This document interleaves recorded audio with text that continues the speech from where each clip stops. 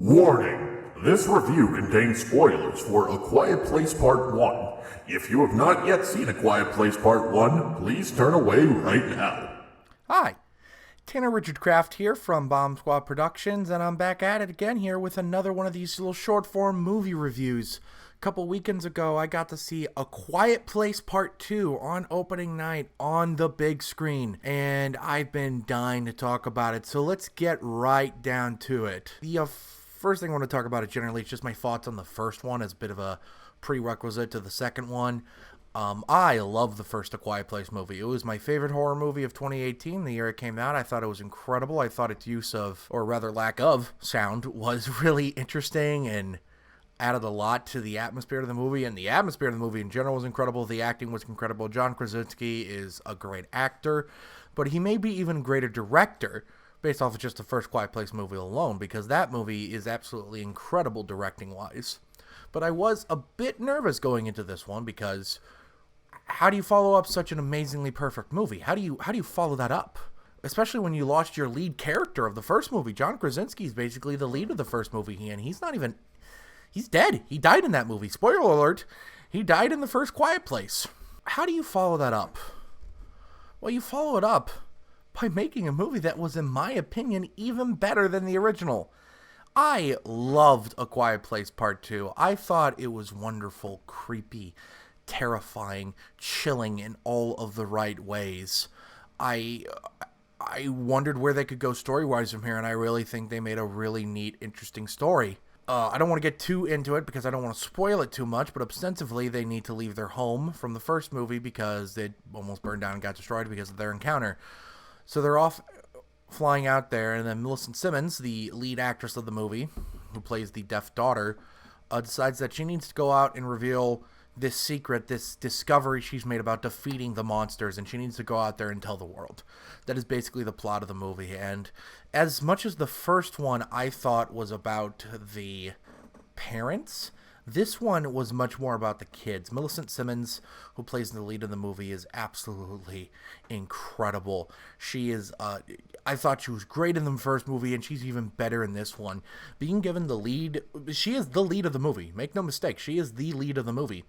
Cillian Murphy is also there as a secondary lead, and he is also absolutely incredible in it, and his presence really added a lot to the movie. But Millicent Simmons is, make no mistake, the lead of the movie, and I thought she did an amazing job. I mean, truly. She is funny, she's warm, she's engaging, she is all the things you want in a lead performer. And, I mean, just generally, I thought it was really great because of that, you know? And she was incredible, the plot revolved around her, and I thought it worked really well. The secondary lead of the movie, other than Cillian Murphy, is Noah Jupe, who plays the son of the movie, and he has his own arc where he kind of learns how to stand up for himself and for his mom, and it's really great. And ultimately, it's about these kids. I'm not a parent, but I think the goal for any parent is to give a better life for their children and to see their children succeed more than them. Who are we if we can't protect them? Just more success ad nauseum, and I really think this movie is just such a beautiful, fitting tribute to that. That is ultimately what I love about these movies, is the fact that it's about family as much as it is about the scares or the terror. It's an amazing through line that makes the movies all the more engaging for it. Another thing worth mentioning is the score of this movie. I love the music and the score of the first movie, and the sound design in general, of course, and this movie does not disappoint in that regard. It's just more of the same fantastic score. I love that main theme of the first Quiet Place movie, you know, that one that goes...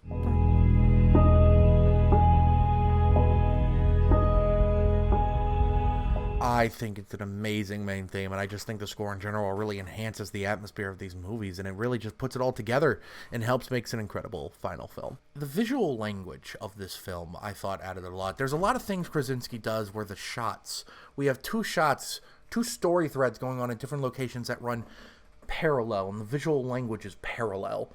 A lot of shots that have similar framing, and for that, because of the similar framing, it really adds a lot to it, I think. It makes it feel all the more interwoven and connected, even when the events are taking place at two different locations. It makes the movie feel all the more interwoven and connected. And the visual language and the cinematography of the movie, of course, is in general a great way to achieve that. Krasinski got the best out of his camera work. He got the best out of his actors, and it leads to an ultimately very emotional experience. Anyone who knows me knows I'm Mr. Cries a lot. I cry at a lot of movies, and this one was no exception. I thought the culmination of the arcs in this movie led to a very satisfying conclusion that is emotionally resonant, and I thought was just really great, really engaging, and leads to just a movie an ending that leads you wanting more, but you did get enough. You know, the whole phrase, leave them wanting more. And A Quiet Place 2 left me wanting more, and I'm excited to see what the third movie does if Krasinski takes the helm.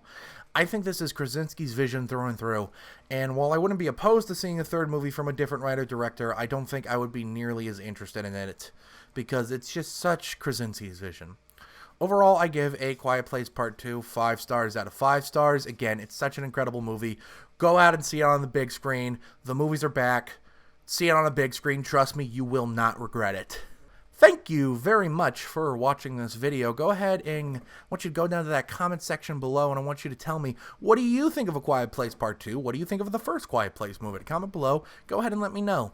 While you're down there, go ahead and hit that like button so I know how much you like me. Go ahead and hit that subscribe button so I know how much you love me.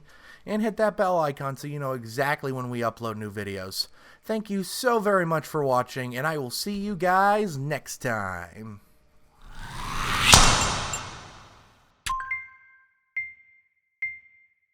They slid my ticket across the table and I said, "Sorry guys, I gotta see about a girl."